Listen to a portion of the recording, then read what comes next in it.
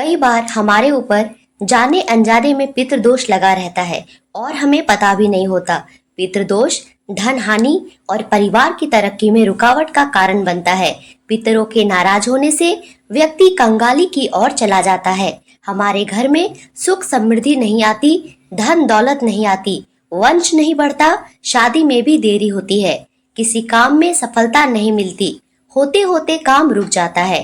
अक्सर पैसा फालतू की चीजों में खर्च हो जाता है। यह पितरों की नाराजगी का संकेत होता है। जैसे दवा में, बीमारी में, हॉस्पिटल, या कई बार तो पता ही नहीं चलता कि पैसे खर्च कहाँ हो रहे हैं।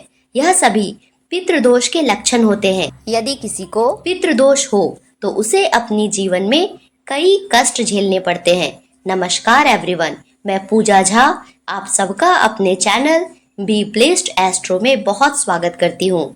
आज मैं आपके लिए बहुत ही बेहतरीन वीडियो लेकर आई हूँ जो आपके इन सारे समस्याओं को जड़ से समाप्त कर देगा और पितरों के आशीर्वाद से आप देखेंगे कि आपके घर में दिन दुना रात चौगुना प्रगति हो रही है। तो बने रहेंगे वीडियो के अंत तक और ऐसी जानकारी के लिए मेरे चैनल को सब्सक्राइब करेंगे। तो बस यही 15 दिन होते हैं पितृपक्ष के, जब आप अपनी इन सारी समस्याओं को खत्म कर सकते हैं। तो सबसे पहले मैं आपको बता दूं, भाद्रपद मास की पूर्णिमा से ही पितृपक्ष शुरू हो जाता है और यह महीना पितरों की आत्मा को तृप्त करने के लिए होता है। पितृपक्ष की शुरुआत तो वैसे 17 तारीख से हो रही है, लेकिन उदया तिथि के कारण पितृपक्ष 18 तारीख से ही गिना जाएगा और यह पितृपक्ष 2 अक्टूबर की पितृपक्ष की अमावस्या के साथ समाप्त हो जाएगा।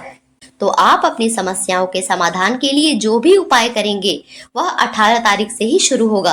पितृपक्ष के इन 15 दिनों में जो हमारे पितृ होते हैं, हमारे पूर्वज होते हैं, हम जिनकी वंशावली होते हैं, जिनकी संतान होते हैं, ईश्वर से उनकी सद्गति की, उनकी शांति के लिए भगवान से प्रार्थना करते हैं। और ऐसा इसीलिए करते हैं कि अगर किसी वजह से हमारे ऊपर या हमारे परिवार के किसी सदस्य के ऊपर कोई पितृदोष हो तो वह खत्म होकर हम सुख और संपन्नता की ओर आगे बढ़े। मान्यता है कि भाद्रपद पूर्णिमा से शुरू होने वाले पितृपक्ष में पितरों को श्राद्ध और पिंडदान करने से परिवार में धन, सुख, समृद्धि और शांति आती है। तो चलिए जानते हैं पहले उपाय के बारे में। इसमें आपको एक शिव मंदिर में लगातार 15 दिन अपने पितरों के नाम का दिया जलाना है और भगवान शिव से कहना है कि हे भगवान, मेरे पितरों की आत्मा को शांति मिले। आपको वहां पर अपनी कोई मनोकामना नहीं बोलनी है, आप बस पितरों की शांति के लिए दिया जलाने जा रहे हैं।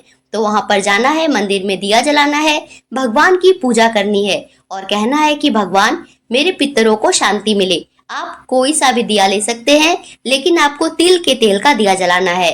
बाती कैसी भी हो सकती है, लंबी हो, गोल हो, सब चलेगी, आप अपने अनुसार ले सकते हैं। यह एक बेहतरीन उपाय है, इससे आपके पितर प्रसन्न होंगे, उनकी कृपा से आपके घर में धन, सुख, समृद्धि भरेगी, आपके बिगड़े काम भी बन जाएंगे।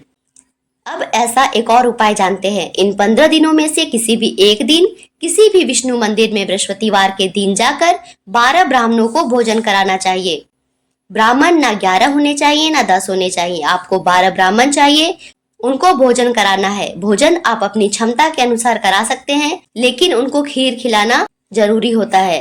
और अगर आपकी क्षमता है तो आप उन्हें तरह तरह के पूरी पकवान बनाकर खिला सकते हैं।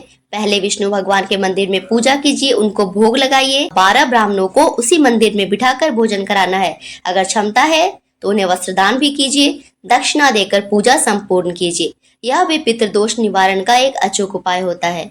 आपको जो उपाय अच्छा लगे वह कर सकते हैं। अब बात करते हैं कि पितृपक्ष में दैनिक पूजा करनी चाहिए कि नहीं करनी चाहिए। धार्मिक मान्यता के अनुसार पितृपक्ष में सभी प्रकार के मांगलिक और शुभ कार्य की मनाही होती है, वर्जित होते हैं। तो हम आपको बता दें कि पितृपक्ष में प्रतिदिन की तरह ही पूजा करनी चाहिए, लेकिन इन 15 दिनों में सूर्य भगवान को जल नहीं चढ़ाना चाहिए, क्योंकि वो जल पितर ले लेते हैं। हमें ज्यादा से ज्यादा अपने और अपने परिवार वालों की तरफ से अपने पितरों से माफी मांगनी चाहिए। जाने अनजाने में हुए किसी भी भूल के लिए उनसे क्षमा मांगनी चाहिए। अपने रोजमर्रा की दिनचर्या को थोड़ा सा सिंपल रखना चाहिए। किसी भी फंक्शन को बहुत धूमधाम से नहीं मनाना चाहिए। नई चीजें नहीं खरीदनी चाहिए। शादी ब्याह की कोई बात नहीं करनी चाहिए, नए घर बनाने शुरू नहीं करने चाहिए। कोई भी नया या शुभ काम इन 15 दिनों में नहीं शुरू करना चाहिए। कोशिश करें कि इन 15 दिनों में बाल, नाखून ये भी ना काटे तो अच्छा है।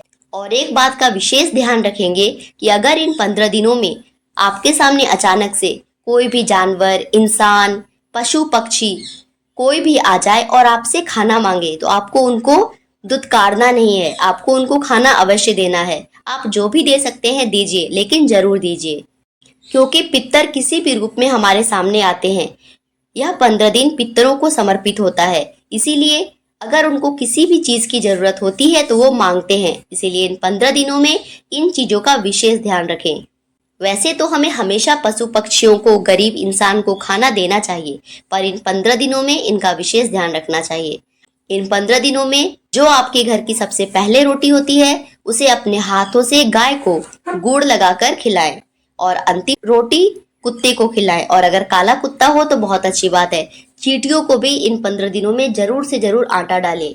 तो ये थी बी ब्लेस्ड एस्ट्रो की तरफ से पितृपक्ष से जुड़ी सारी जानकारी। अगर आपको इससे संबंधित कोई समस्या समझ आए तो आप कमेंट करके पूछ सकते हैं। वीडियो देखने के लिए धन्यवाद।